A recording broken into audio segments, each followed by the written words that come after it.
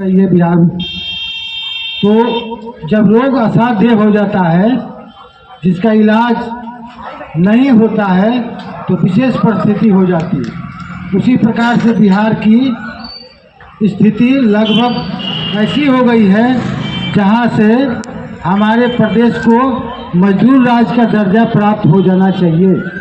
जो भी मुख्यमंत्री है 20 साल उन्होंने काम किया, कुछ अच्छे काम भी किए होंगे, उसकी सराहना होनी चाहिए।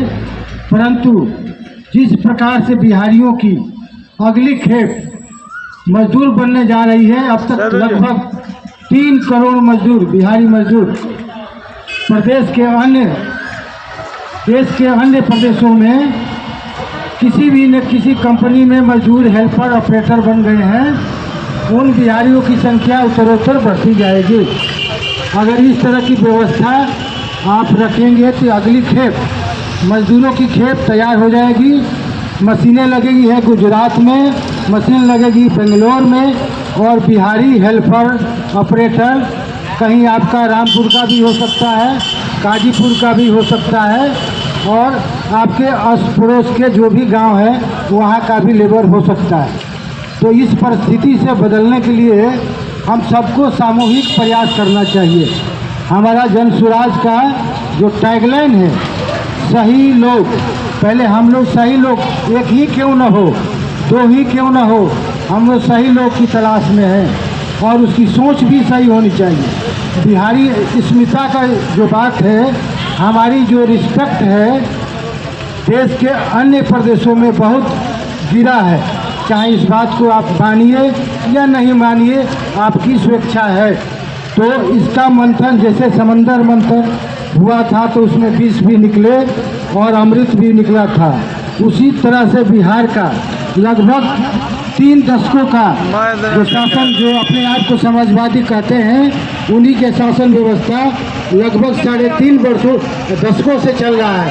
लगभग उसका वर्ष होगा 35 साल से ये समाजवादी लोग भिन्न भिन्न तरीके से और भिन्न भिन्न चुनाव चिन्ह से चुनाव लड़के आपको बाद में सरकार बना लेते हैं। वस्तुतः बिहार में कोई विपक्ष नहीं है, वो केवल सरकार बनाने की मंशा से अलग अलग चुनाव चिन्ह में आपके पास आएंगे। ये चुनावी वर्ष है और वो जो स्थापित दल हैं वो अलग अलग चुनाव चिन्ह से आपके पास उपस्थित होंगे।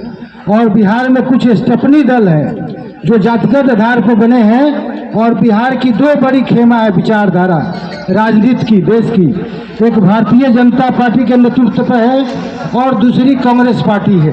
वो अपने स्टेपनी दल रखे हैं और भिन्न भिन्न जातियों के दल हैं, और उनको चुनावी वातावरण में 2, 4, 10 सीटें दे देते हैं और अपने जाति का ठेका उनको दे देते हैं। तो इस तरह से आप जातीय मकर जाल में फंसे हुए हैं और बिहारी निरंतर मजदूर बनते जा रहे हैं। आपको सूचना दे दें कि लगभग 23 लाख ही सरकारी नौकरी है और बाकी इसका प्रतिशत होता है 2%। पूरे जनसंख्या जो हमारे बिहार का है, लगभग 14 करोड़ की आबादी में 3 करोड़ बिहारी मजदूर बन चुके हैं, और उनके जो परिवार परिजन हैं लगभग, वो भी मान लीजिए कि 1 परिजन यहाँ रहता है और 3 करोड़ बिहारी गुजरात, मद्रास, बेंगलोर और अन्य शहरों में है। तो 6 करोड़ बिहारी मजदूर के परिजन हैं और खुद बिहारी हैं, तो उनकी संख्या बल लगभग 6 करोड़ होती है। बिहार का बजट है लगभग 3 लाख करोड़ रुपए, और 3 लाख करोड़ रुपए में जो बिहार का मालिक बनेगा, जिसको आप बना रहे हैं 20 सालों से, वो मालिक आपको लगभग गांव में 2% ही खर्च कर रहा है। तो 20 साल से भी 4 मुखिया, आपके 20 साल का 4 मुखिया केवल नली गली से बाहर नहीं निकल पाया है।